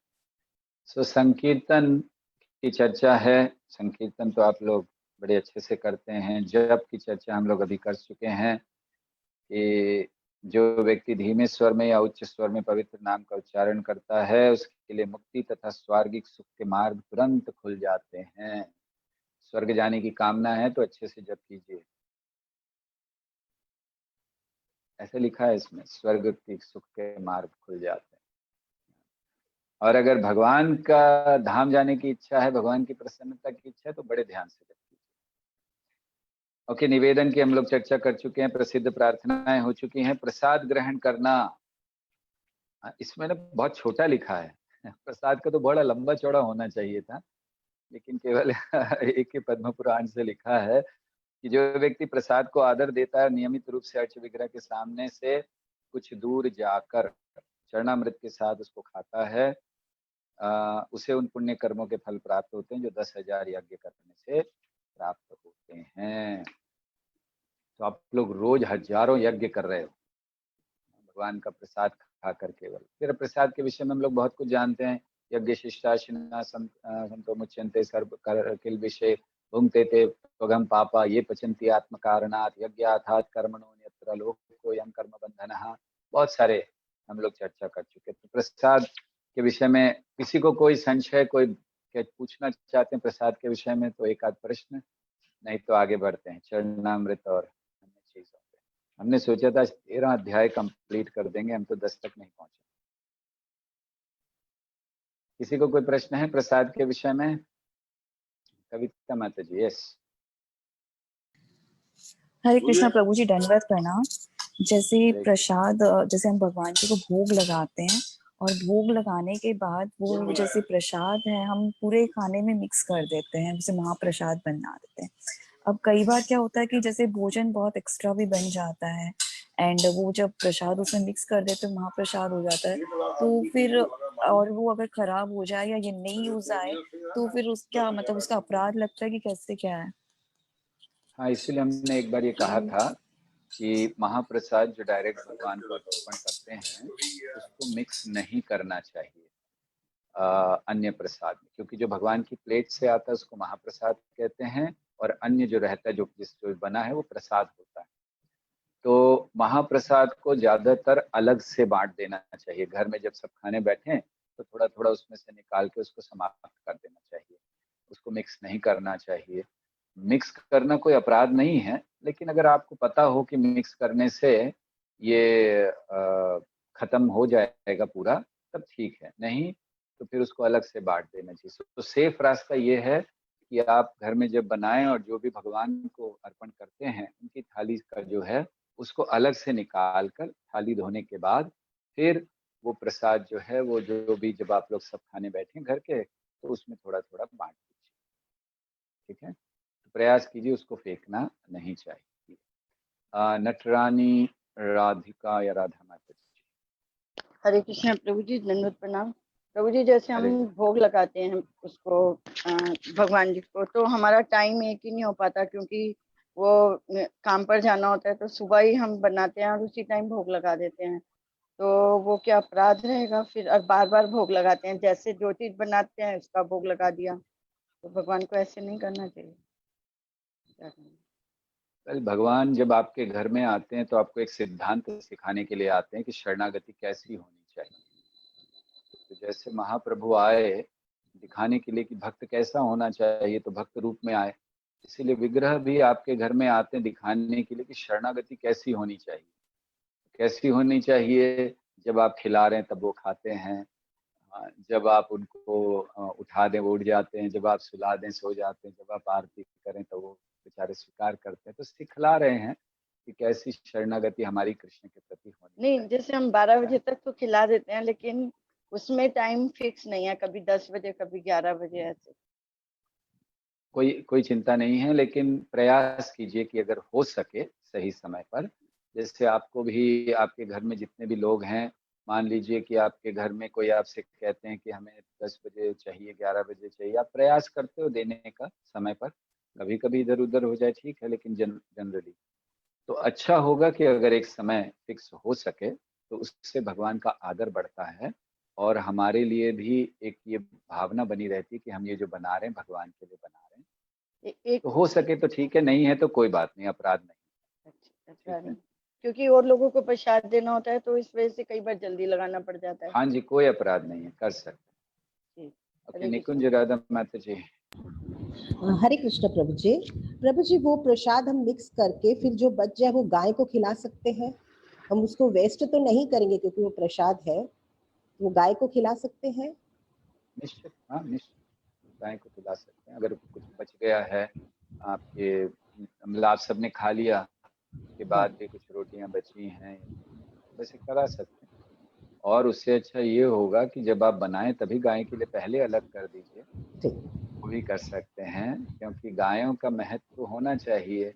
तो केवल बचे ये तो अच्छा है, आपने जो प्रश्न किया वो सही है, लेकिन एक और भी कर लीजिए कि जब बनाए तो 1-2 रोटी पहले ही गाय के लिए अलग। अगर आप ऐसे शहर में हैं जहाँ गाय हैं, बम्बई जैसे शहर में है तो नहीं, जहाँ गाय ढूंढते ढूंढते परेशान हो गए। आप इस समय कहाँ पर हो? अभी मैं कच्छ में हूँ भुज प्रभु जी, भुज में हूँ। यहाँ तो गाय बहुत ज्यादा है। बहुत है ना? हाँ, पहले निकाल के रखा करिए। हाँ, रोटी तो रोज निकालते ही है। प्रभु जी खुद ही गाय जैसी है, गाय के पास तो गाय नहीं है, माता जी गाय प्रभु जी पता नहीं है उनको कि मैं कैसी हूँ। ओके, और किसी के बहुत सारे हाथ दिख रहे हैं मुझे, इसलिए प्रसाद का कौन सी चर्चा चल रही थी? गलत चर्चा। आगे हम लोग आगे जा रहे हैं दूसरे अध्याय पर। आप सबके हाथ जिनके भी उठे हैं सब कैंसिल, ठीक है। ले लेते हैं प्रकाशानंद प्रभु। यस प्रभु। हरे कृष्णा प्रभु जी, धन्य प्रणाम। हरे कृष्णा प्रभु जी, ऐसा है कि जैसे हम लोग चाहते हैं कि हमारा भगवान से कनेक्शन बने, प्रभु जी वो बने कनेक्शन बनता है जब बड़े दुखी होते हैं, बड़े परेशान होते हैं, तब भगवान को याद करते हैं ना, वरना भगवान की याद तो आती नहीं है। और ये बात है कि जैसे हम ये चीज से डरते हैं कि भगवान हमको दुख दे, क्यों दुख देते हम सहन नहीं कर पाते, हम चाहते सुख हैं और भगवान से संबंध भी चाहते हैं। तो ये बड़ा ऐसा कॉम्बिनेशन के साथ हो नहीं पाता। हम भगवान को बोलते भगवान को दुख तो मत दो, कि दुख दोगे तो हम जी नहीं पाएंगे, जब दुख आता है तो भगवान की याद आती है। तो ये दुविधा है कि भगवान से मांगे क्या, दुख मांगे तो परेशानियां आती हैं, उसमें भगवान याद आते हैं, और हम भगवान से मांगते हैं क्या, हम सुख मांगते हैं। तो ये दुविधा, इसमें इतना कंफ्यूजन है, कभी मैं खुद ही कंफ्यूजन करना क्या चाहिए? बहुत सरल चीज है। इसको करने के लिए हमें ये पहले समझना चाहिए कि जो सुख हम भगवान से मांग रहे हैं वो सुख है या केवल दुख है। भगवान क्यों नहीं दे रहे हैं? क्योंकि कभी कभी या अधिकतर हम लोग जिसको मांग रहे हैं, तो उद्देश्य भगवान क्या चाहते हैं हमारे से? भगवान चाहते हैं हम इतना ऊंचा सुख का आनंद लें कि ये जो सुख और दुख इस जगत का है, जिसको हम सुख मानते हैं वो भी दुख के लिए ही है। तो हमें पहले ये तो समझ लेना है कि जैसे आपका प्रश्न है कि भगवान से क्या मांगे या कैसे करें, तो सच्चा सुख क्या है? क्या इस जगत का सुख जिसकी हम कामना भगवान से कर रहे हैं वो सुख है, या केवल हमें कुछ कष्ट देने का एक और दूसरा मार्ग है? जब इस बात को व्यक्ति समझ जाता है तो वो भगवान से सच्चे सुख की कामना करता है। और हमें करनी चाहिए, अधिकार है हमारा भगवान से सुख मांगने का। लेकिन कौन सा सुख? वो सुख जो कभी समाप्त नहीं होने वाला, वो सुख जो हमसे छीना नहीं जा सकता, लेकिन इस समय हमें दिख नहीं रहा है कि कहाँ है। तो इसलिए उद्देश्य ये होना चाहिए हमारा सबसे पहले कि हम जाने कि हम सुख के लिए बने हैं, और उस सुख की कामना करना या उस सुख की प्राप्ति करना हमारा अधिकार है। तो इसलिए उस सुख को मांगे, अपने आप ये जो चीजें हैं कंफ्यूजन दूर हो जाएंगी।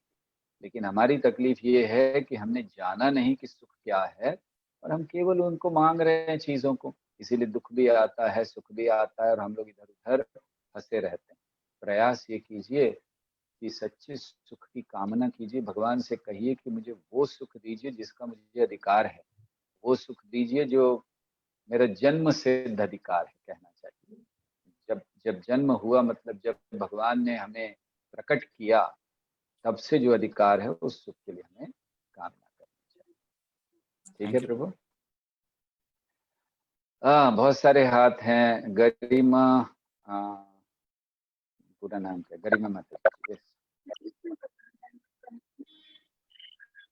जी, आवाज नहीं आ रही ठीक से।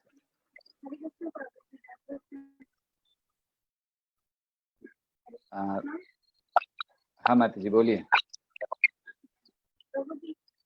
जैसे कि आपने बोला कि टाइम पे सोना चाहिए, तो टाइम पे सोने का टाइम पे बच्चे की अंदर इन्फेक्शन खुद से बढ़ता है, तो मैं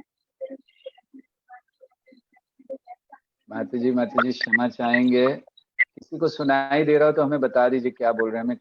हम शायद हमारा माइक यहाँ खराब हो गया।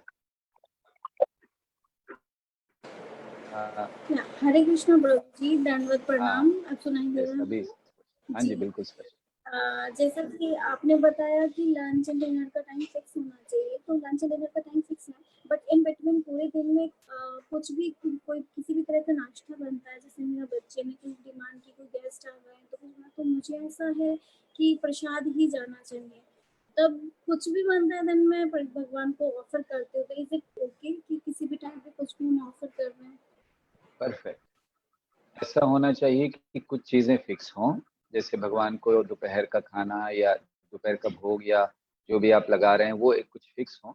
उसके अलावा कभी भी आप बनाते हैं, क्योंकि ये नियम जरूरी है कि जो भी खाएं वो भगवान को अर्पण करके खाएं, तो इसीलिए कोई प्रॉब्लम नहीं, आप उनको लगा सकते हैं। धन्यवाद पूर्ण आश्रित हैं भगवान आपके घर में, चिंता मत कीजिए, जैसे उनको आप सेवा करनी है वैसे कीजिए, बस सेवा करते रहे। धन्यवाद प्रभु जी। चरण रेणु माता जी, आई थिंक यस।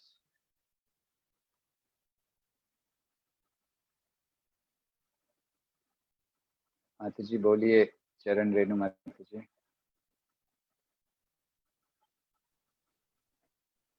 हरे कृष्णा। हरे कृष्णा।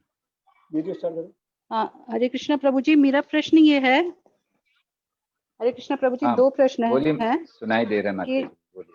जैसे कि उन्होंने पूछा था, नया कोई है भक्त मतलब अभी आ रहे हैं, तो उन्होंने पूछा था कि हम भगवान को भोग लगाते हैं तो हमको गाय के लिए रोटी निकालने की क्या जरूरत है, या अब हम पहली रोटी गाय की निकालें कि नहीं निकालें। एक तो ये प्रश्न था, क्योंकि वो लोग गाय को रोटी खिलाते हैं और अभी उनको किसी से मालूम पड़ा कि पहले भगवान को खिलाना चाहिए फिर गाय को खिलाओ, तो उनका कैसे उनको प्रश्न देना क्या है चाहिए? उनका? प्रश्न क्या है उनका? उनका प्रश्न ये है कि गाय की रोटी हम पहले सबसे फर्स्ट रोटी जो हम बनाते थे, स्टार्ट करते थे बनाना, तो पहली रोटी हम गाय के लिए निकालते थे, गाय और कुत्तों के लिए, तो और उसके बाद फिर हम बाकी खाना बनाते हैं, बाकी चपातीस बनाते हैं, तो उनको क्या बताना चाहिए? उनको ये बताना चाहिए कि हाँ, उनको ये बताना चाहिए कि जो गायें हैं वो भगवान की बहुत बड़ी भक्त होती हैं, भगवान के बहुत निकट मानी गई हैं, भगवान को बहुत प्रिय हैं, और इसीलिए वैसे आप उनको रोटी देते हो तो निश्चित लाभ मिलता है, लेकिन अगर आप उनको भगवान को अर्पित की हुई रोटी देते हो तो उससे वो बहुत ज्यादा प्रसन्न होती हैं और आपको बहुत सारा आशीर्वाद देती हैं। तो इसीलिए भगवान को अर्पित करके फिर पहली रोटी उनको दे दें गायों को, कोई प्रॉब्लम।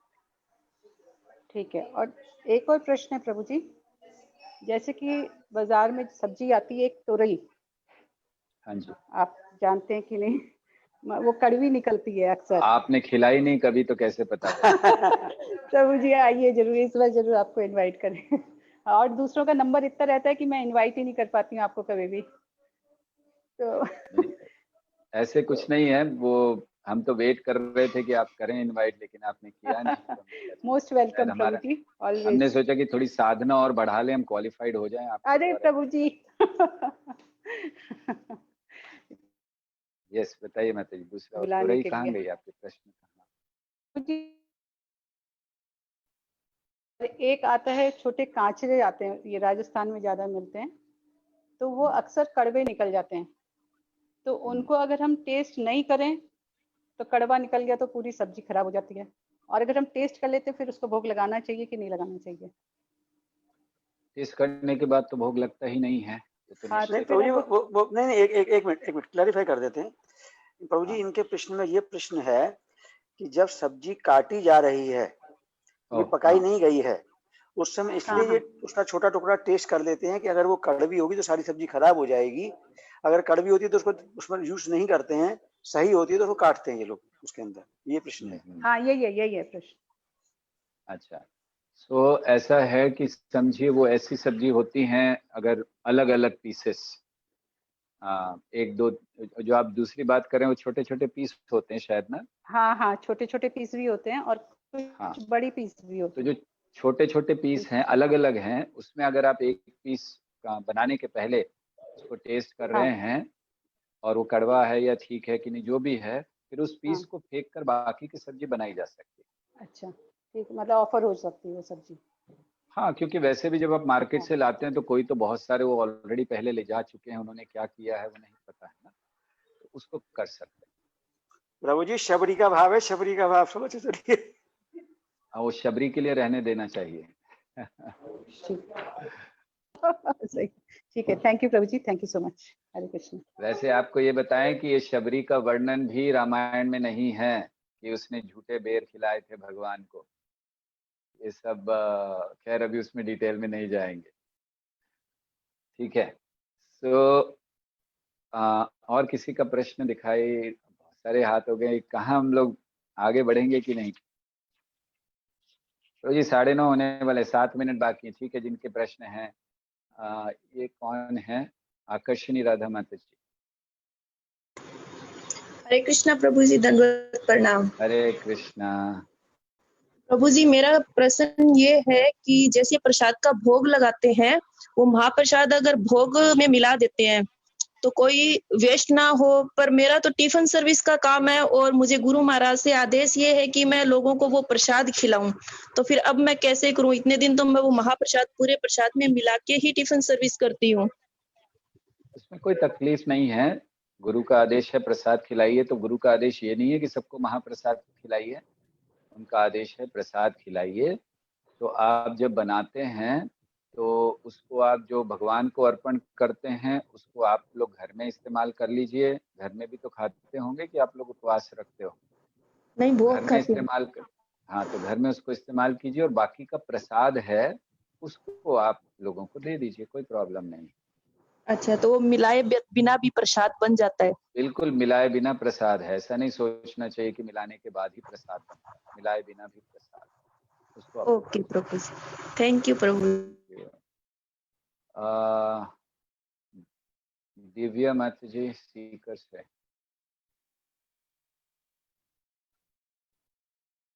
हाथ ऊपर था आपका।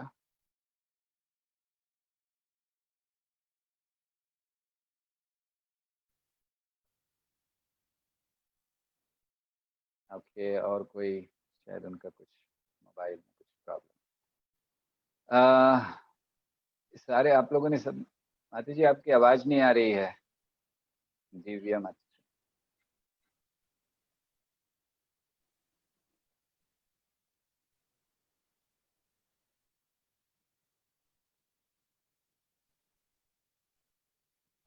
माता जी आप बोल रहे हैं लेकिन आपकी आवाज बिल्कुल नहीं आ रही है, कुछ आपको इंस्ट्रूमेंट में कुछ करना होगा। नहीं, आवाज नहीं है। आप वो वहां पर कुछ बटन दबाना होगा शायद।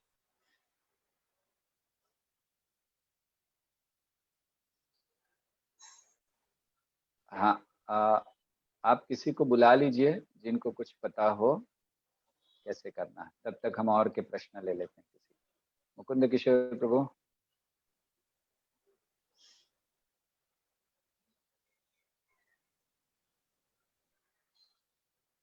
ओके, इनका भी कुछ तकलीफ है। स्मिता राधिका माता जी।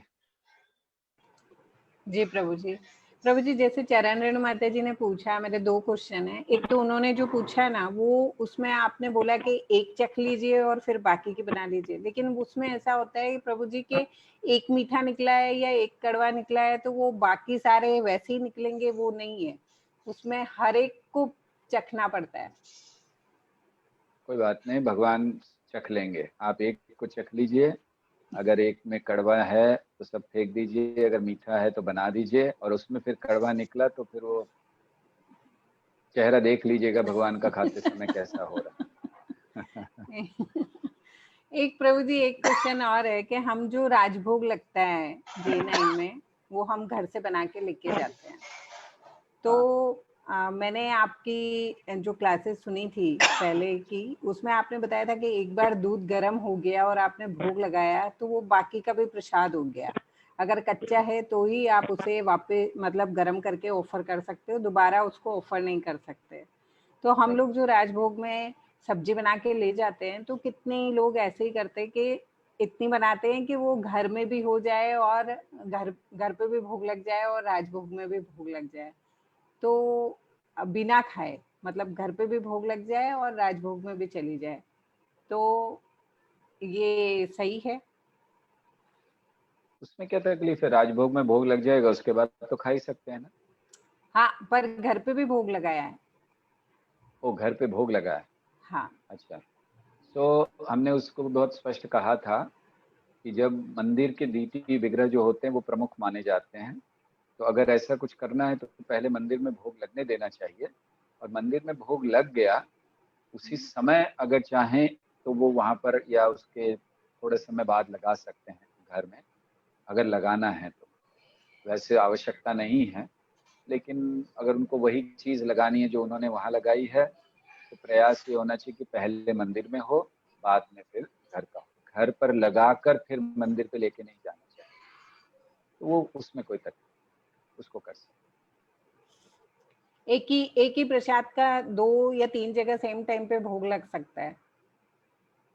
सेम टाइम पे? हाँ, अगर सब कृष्ण को हो रहा है तो हाँ, क्या मतलब तकलीफ है? जैसे हम कभी-कभी किसी डिवोटी को भी भेजते हैं कि आप भी अपने घर पे भोग लगाना, मैंने आज ये बनाया है, तो हम उसको अपने भगवान को भी ऑफर करते हैं और वो डिवोटी को भी बोल के बस कि एक ही बात ध्यान रखनी है कि मंदिर में अर्पण हुए बिना पहले और कहीं अर्पण नहीं होना चाहिए। तो मंदिर में पहले हो, क्योंकि मंदिर के विग्रह प्रमुख माने जाते हैं, बाकी जो विग्रह उनके विस्तार माने जाते हैं। जैसे अब हमारा मंदिर बनेगा यहाँ वेसू में, तो जो मंदिर के विग्रह होंगे वो मूल विग्रह होते हैं, और आपके घर के जितने भी लोगों के घरों में विग्रह हैं वो उनके विस्तार माने जाते हैं। तो इसीलिए पहला अर्पण मंदिर में होता है, फिर उसके बाद आप उसको घर में कर सकते हैं। और प्रभु जी 2 डिवोटी के यहाँ पे भोग लगे तो कोई दिक्कत नहीं है ना? भगवान कितने भी रूप में विस्तार कर सकते हैं, चिंता नहीं। मुकुंद किशोर प्रभु, आपका आवाज आ रही है नहीं आ रही?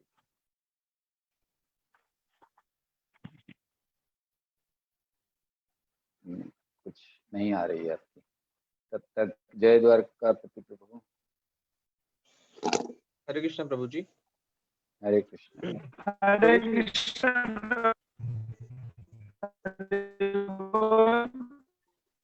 ऐसा लग रहा है कीर्तन हो रहा है। प्रभु आपका साउंड थोड़ा इंटरनेट थोड़ा वीक है शायद, मुकुंद किशोर प्रभु। ठीक है प्रभु जी, आवाज मेरी? हाँ, आपकी आवाज ठीक है, बोलिए। अच्छा प्रभु जी, कल रात को मैं भगवान को दूध का भोग लगा था, और आजकल दूध जैसे नहीं पी रहे हैं, फास्ट है दूध का इस महीने में, तो कल वैसे तो जनरली घर पे हम उसका दही बना देते हैं, फिर उसको नेक्स्ट डे यूज कर लेते हैं, लेकिन कल दही बनाने की व्यवस्था भी नहीं थी। तो ऐसे में दूध का मतलब क्या करते? बच्चों को उसने बोला डॉक्टर ने कि बच्चों को दे देते हैं। मैंने कहा फास्ट चल रहा है तो भोग लग चुका है, अगर कुछ नहीं करेंगे तो दूध वेस्ट हो जाएगा, और दूध पियेंगे तो फास्ट टूटेगा। अच्छा, फास्ट क्यों चल रहा है अभी? ये चतुर्मास का।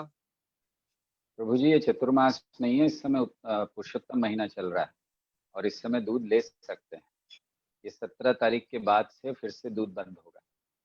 तो आप लोगों को थोड़ा पता होना चाहिए, जब चतुर्मास के बीच में पुरुषोत्तम महीना आता है तो चतुर्मास के नियम रुक जाते हैं। ओके। ऐसा नहीं है कि 2 महीने तक दूध नहीं होगा। तो फिर क्या होता है कि अभी जैसे चतुर्मास शुरू हुआ तब से फिर दूध लेना शुरू कर सकते हैं। 17 तारीख को चतुर्मास खत्म होगा, 17-18 जो भी है, उसके बाद फिर से वो तीसरे महीने का नियम पालन शुरू हो जाता है 15 दिन के लिए। ओके, ठीक है प्रभु जी। तो इसीलिए अगर ये लीजिए नहीं हो, ऐसी व्यवस्था ऐसा हो जाए तो फिर क्या करना चाहिए?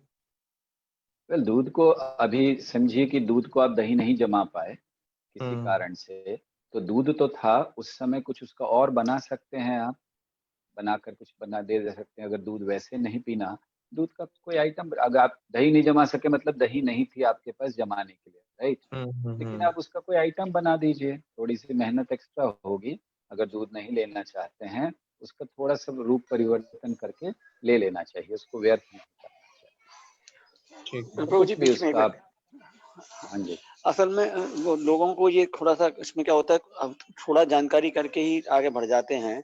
कोई मिल्क प्रोडक्ट की मनाही नहीं है, सिर्फ दूध एज इट इज पीने की मनाही है, ये बात ध्यान रखना द्वारकापति प्रभु। यही हमने कहा कि रूप बदल दें उसका, तो रूप बदल कर ले सकते हैं। ठीक है। और कौन? जरा खीर है, पनीर है, खोआ है, स्पंज है, कुछ भी कर सकते हैं उसको। या दूध का कोई भी आइटम मना नहीं है, केवल दूध। अब आपको बताएं, हमारे तो डिवोटी और 2-4 हाथ आगे बढ़ जाते हैं, आप लोग तो फिर भी कुछ कम कह रहे हो, पनीर वगैरह। हमारे डिवोटी तो कहते हैं कि दूध में शक्कर डाल दी तो रूप बदल गया, पी सकते हैं। तो वो उतना भी नहीं होना चाहिए, लेकिन हाँ, उसकी स्वीट राइस बनाए थोड़ी थिक वाली, दूध ना हो उसमें, तो मेन है कि दूध नहीं पीना, बस। और ओके, समय हो गया है और 2 हाथ दिखाई दे रहे हैं। अनुमति है राधा चरण प्रभु कि बंद करें? समय तो हो गया। प्रभु जी 2 लोगों को नाराज करते सबको खुश किया है तो। मुकुंद किशोर प्रभु, आवाज ही नहीं आ रही आपकी, हम तो तैयार हैं आपसे सुनने के लिए। हरे कृष्ण प्रभु जी, दंडवत प्रणाम। धन्यवाद, अभी आ गई आवाज। यस प्रभु। हरे कृष्ण प्रभु जी, प्रश्न ऐसा था कि जैसे कि हम लोगों ने सुना है और मैं एक जगह प्रीचिंग करता हूँ, वहाँ पे थोड़ा मेरे को ये फेस भी किया मैंने। वो लोग कहते हैं गौ सेवा ही प्रभु सेवा है, तो हम इसको कैसे समझे? ये 10 नाम अपराध में आता है प्रभु जी? वेल, आप ये प्रश्न पूछ रहे हैं कि उनको कैसे समझाएं या अपने लिए समझने के लिए क्या? प्रभु जी दोनों बातें हो जाती हैं। हाँ, तो 2 अलग अलग चीजें हैं। तो उनको कैसे समझाएं कि गौ सेवा ही प्रभु सेवा है? उनको कहना चाहिए निश्चित ये सही है कि गौ सेवा ही प्रभु सेवा है, लेकिन गायों को प्रभु से जोड़े बिना गौ सेवा प्रभु सेवा कैसे होगी? तो इसलिए कृष्ण से जुड़कर गायें प्रसन्न होती हैं, ये तो सब जानते हैं, गोपाल हैं तो उनसे जुड़कर होती हैं। तो इसीलिए गायों की सेवा करना बहुत अच्छी बात है, लेकिन गायों को आनंद कब आता है? जब वो सुबह सुबह खड़ी हो जाती थी नंद महाराज के घर के बाहर कि कब कृष्ण निकलेंगे, और तब वो जाती थी, नहीं तो हिलती नहीं थी ब्रज में। तो अभी भी उन्हें वही भाव है, लेकिन आप जबरदस्ती ले जाते हो, तो ले जाने से पहले कृष्ण के दर्शन करा दिया करो गायों को, तो वो प्रसन्न होकर जाएंगी और दूध भी ज्यादा देंगी, ऐसे कह सकते हैं उनको। और फिर अब जब वो जाते थे, कृष्ण खाते थे बैठकर, उनको देखकर वो और ज्यादा घास खाती थी गायें। ये वर्णन है कि जब कृष्ण बैठे होते थे तो गायों का एक आंख घास पर होती थी और एक आंख कृष्ण पर होती थी। गाय ये कर सकती हैं, आप जानते, गायों में कैपेसिटी होती है कि वो एक ही समय में एक इधर और एक उधर देख सकते हैं। हम लोग प्रयास नहीं कर सकते क्योंकि हमारी आंखें सामने हैं, गायों की आंखें साइड में होती हैं, तो इसीलिए वो देख सकती हैं। तो उनको ऐसे समझाना चाहिए। और अपने लिए हमें ये समझना है कि अगर हम कहें कि गौ सेवा ही माधव सेवा है या भगवान की सेवा है, तो हमें जानना चाहिए कि भगवान से जोड़े बिना कोई भी सेवा भगवान की सेवा नहीं हो सकती। तो केवल गायों की सेवा करना, ये हम क्यों गायों की सेवा करते हैं? हम लोग इसलिए करते हैं क्योंकि वो कृष्ण को प्रिय हैं, इसलिए नहीं करते कि वो गाय हैं। तो कृष्ण से संबंध हुए बिना अगर हम कोई भी सेवा कर रहे हैं, वो सेवा ठीक है। तो हमें प्रयास करना चाहिए कि हम अच्छी तरह से उनको संपर्क में लाके, जैसे हमारी जो गौशालाएं होती हैं, आप कहीं भी चले जाइए तो 24 घंटे प्रभुपाद कीर्तन चलता रहता है, गायों को वो सुनती रहती हैं। मंदिर है, भक्त आते हैं, कीर्तन होता है। और उडुपी मंदिर में, उडुपी के जो कृष्ण मठ मंदिर है मध्वाचार्य जी के द्वारा स्थापित, आज भी नियम है कि सुबह सुबह गाय और बछड़े को लाया जाता है। सबसे पहले जब कृष्ण दर्शन देते हैं, दर्शन आरती होती है वहाँ, तो पहले गाय और बछड़े आते सामने, बांधा जाता है। तो भगवान से संबंध रखकर हम भी गायों की सेवा कर सकते हैं। ठीक है, हरे कृष्ण, थैंक यू प्रभु। हरे कृष्णा, बहुत बहुत धन्यवाद। एंड आशा करते हैं कोई असंतुष्ट नहीं रहे हैं, किसी के हाथ नहीं दिख रहे हैं। सो किरण माता जी, आप असंतुष्ट लग रहे हैं, बताइए।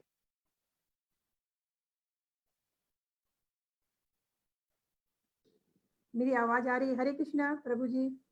हाँ जी, आ रही माता जी। हाँ, दंडवत प्रणाम प्रभु जी। प्रभु जी, मेरा क्वेश्चन था कि जैसे कि मैं ज्वाइंट फैमिली से हूँ, तो मेरे यहाँ जैसे प्याज बनता है, प्याज की सब्जी एक बनती है, और मैं सिर्फ प्याज नहीं खाती हूँ, तो भगवान को भोग लगता है। तो जैसे कि प्याज की सब्जी के साथ अगर इन लोग का टिफिन डालते हैं, मैं अपने हस्बैंड का टिफिन डालती हूँ, तो वो बिना प्याज वाली सब्जी भी वो सर्व कर सकती हूँ उनको?